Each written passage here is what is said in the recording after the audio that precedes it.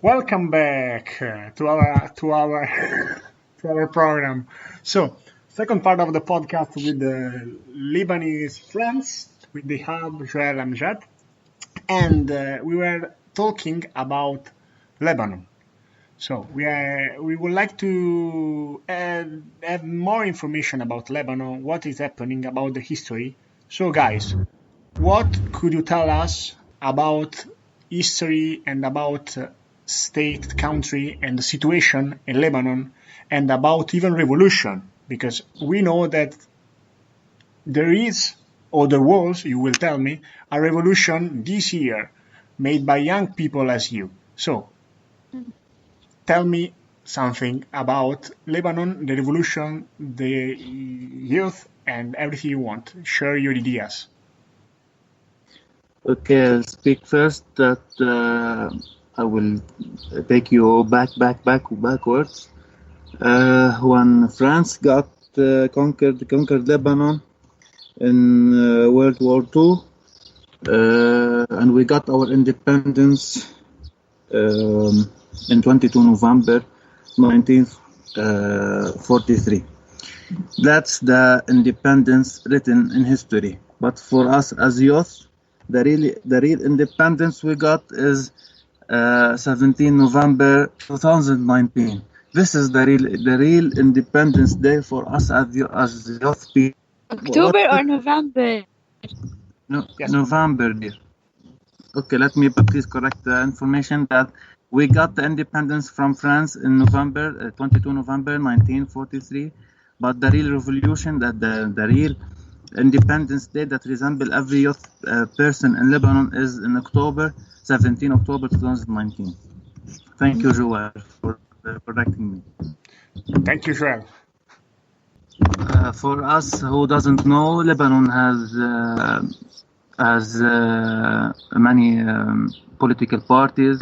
Every political party resemble a certain religion and a certain sector in this religion. This makes the situation pretty complicated. Each political party wants to get to the head of the country, to conquer it, to rule the country. Even after the independence in 1943, we also had we had a civil war. This is one of the worst memories that any Lebanese person can remember or talk about. It really hurts every person, every family in this country lost in this war, lost a member of a family. It started in 1975 and ended in 1990. It was really tough. We had also the Syrian country who conquered us, and we got our independence also in 2005 after the murder of the Prime Minister, Mr. Rafiq Hariri, that made the street to explode and to get the Syrian army out of our country. You know, Lebanon had been conquered by different countries. They didn't give it any time to breathe, to get back on its legs, to stand up. Of course, we don't have to forget the clash between at the borders between Lebanon and Israel, and the war that have done in 2000. Well, please remember me that date. 2006. 2006. I believe it was yes. 2006 between Israel. Yes, 2006 or 7 in any case. Yeah. I guess 6.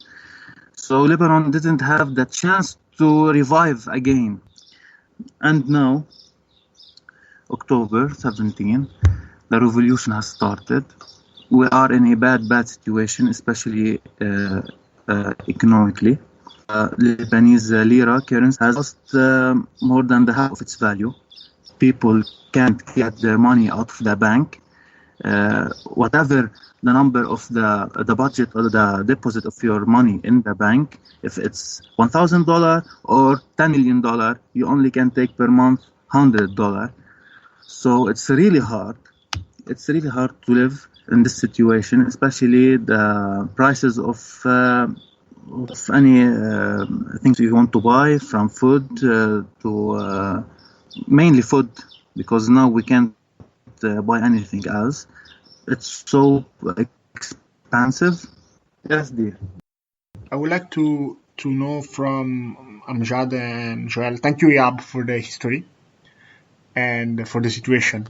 I would like to know which is, and even from you to Yab, which is the rule of the youngsters in the revolution. And I would like to know from Joel, which is the situation in the revolution for the women. I mean, they are part of the revolution. They are actively part of the revolution in general. I think that it's interesting. Regarding women in the revolution, they had a very leading role, you know. They led the revolution itself. They were like... They had like a huge resource of ideas and of solutions to the current situation. They were the ones like sleeping on the streets. They were the one defending themselves from the army. They were the ones like defending the other people. They had a pretty leading role when the army like went on to hit people. They like held hands together. They protected the people behind them. They prevented the army from killing like every person in the army had his brother or his father in the streets as well, or his sister, you know. So these women, they like made a defense to prevent the army from killing their own people. Because in this revolution, we wanted to show that women like can also help people unite. We have to unite if we want to win this war against the corrupt political party. So the role of women was very essential in this revolution. Okay, I think that it's very interesting, even for the person here, for the youngsters here, for the women here, just to know that in some other country there are some women, a group of women that are young or not young, that's not important, that they are fighting for their rights. So it's very interesting to have one voice like you that tell us which is the situation and what is going on. Yeah. I just want to add something, yes. May I? Yes, tell me. In Lebanon, like precisely, there is like gender bias somehow, because you can see lots of women in high positions, whether in the government or in like any regular position. They are always like underestimated, you know. You'd always find a high proportion of men working in many fields and not women. So this is one also of the major causes you find like women hit really hard in this evolution, because they just wanted to prove that they are equal to men. They just wanted to prove that they are capable and they have potentials. So yes, this is what I wanted to add. Okay, thank you. And I would like to know from Amjad, that is the last one, but not the least, and which is the situation. I mean, what the youngs are going to planning to change the situation right now. I mean, the revolution will success or not? What do you think?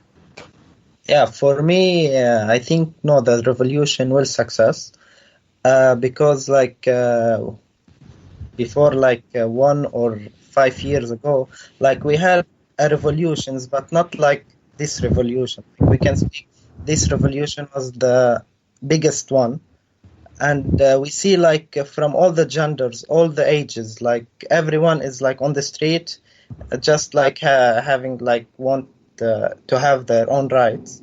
But for me, I want like to have this feeling to live this feeling in Lebanon, but I was in Erasmus project in Poland.